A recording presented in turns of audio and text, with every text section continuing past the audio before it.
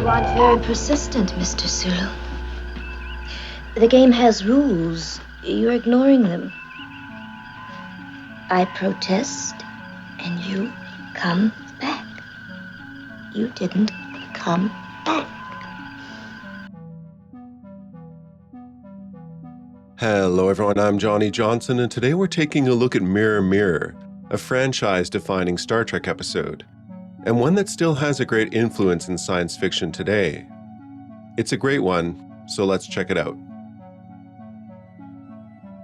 Mirror and parallel universes and timelines are of course all the rage nowadays, but Star Trek, the original series, made it mainstream. Mirror Mirror is the first parallel universe episode in a series of such episodes in the Star Trek universe, with at least 17 such episodes. Though parallel universe fiction is not specifically a Star Trek creation, there are other lesser-known works like Murray Leinster's 1934 short story, Sideways in Time. Either way, Trek deserves a lot of credit for opening up this concept to millions, a concept that has us wonder what effect our collective decisions have made on our lives and worlds, and how a version of you might be living out a different reality because they convinced Coach to put them in the fourth quarter and you won the state championship, or some such. In all seriousness, the episode, though a source of comedy with the outfits and goatees, does have significant philosophical depth, particularly in relation to Spock, ever logical in both universes.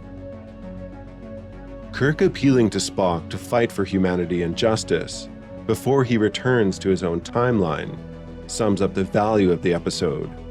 One man can change the world. In every revolution, there's one man with a vision. Captain Kirk, I shall consider it. The episode starts with the away team, McCoy, Uhura, Scotty, and Kirk on a diplomatic mission to acquire dilithium from a pacifist people. They are unwilling to part with their resources for fear of even the slightest chance of it being used in conflict or war. We accept that your Federation is benevolent at present, but the future is always in question. Our dilithium crystals represent awesome power. There is a powerful storm, so the away team beam away to resume discussions at a later time. The storm interferes with the transporter, despite it being the safest of technology. Where does the transporter send them? Well, to a parallel dimension. The Federation is now the Empire. The Enterprise a warship, not on a mission of discovery, but a mission of conquest and oppression. Even the salute is evil. This sort of Roman military salute, by the way, originates not from Roman history, but from 18th century artwork, notably from painter Jacques-Louis David. 20th century fascists later appropriated it, and Hollywood has breathed some life into it as well, a few times. First Spear Centurion Lucius Vorenus, and Legionary Titus Pullo. So? Luckily for the crew, the transporter works in mysterious ways and has granted them the clothing of their parallel evil counterparts. The away team decide to play the part until they can figure out what the devil is going on. Meanwhile, the barbaric versions of the four are quickly found out back in our regular universe and detained. Spock will later point out that it is easier for civilized men to fake being barbarians than barbarians to fake being civilized men. Spock, you traitorous pig! I'll hang you up by your fucking ears. I'll have you all executed! I think not.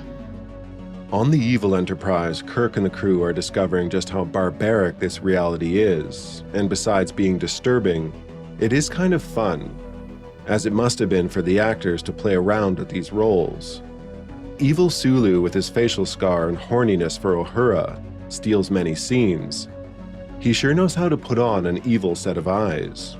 Is the captain here? Is Spock here? Life aboard the Enterprise is brutal. The Empire not only rules its subjects and foreign planets with an iron fist, but also handle ship discipline and even promotions in a draconian manner. Ship's crew wear agonizers, a device that they must wear and surrender to their commanding officers when discipline calls for it. The device does what the name suggests. It's a pretty brutal concept to have men wear their own instruments of discipline as a reminder during their daily work. Beyond this exists the agony chamber, which seems to be the next level of punishment. I presume you've ordered full duration. I haven't decided. Promotions are seemingly granted through plots and assassinations. Aboard starships, men gain and keep their rank by having the most loyal men, which might include men who are willing to avenge you should you be killed. I suggest you remember that my operatives would avenge my death. And some of them are Vulcans. All in all, the episode is a disturbing joy to watch, especially if you're familiar with the characters.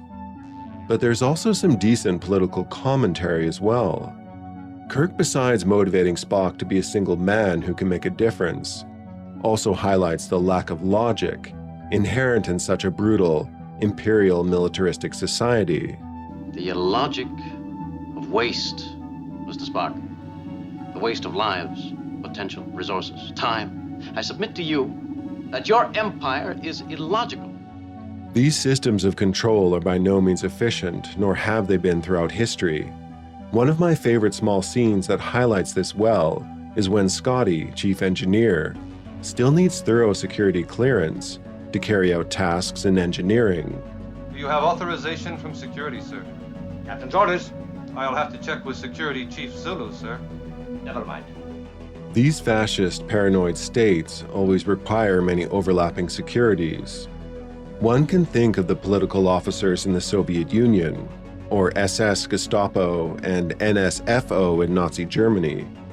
These layers of security were brutally inefficient and ultimately did more to weaken cohesion. In the end, of course, everyone returns home with some powerful insight, including, with little explanation, the evil crew trapped in our regular universe.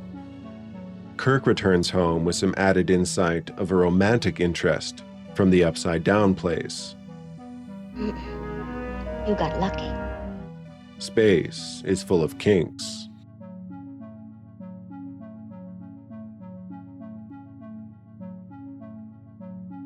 All right, I'm Johnny. Thanks for watching. Do like, subscribe, comment, or whatever. But most importantly, do take care and have a nice rest of your day.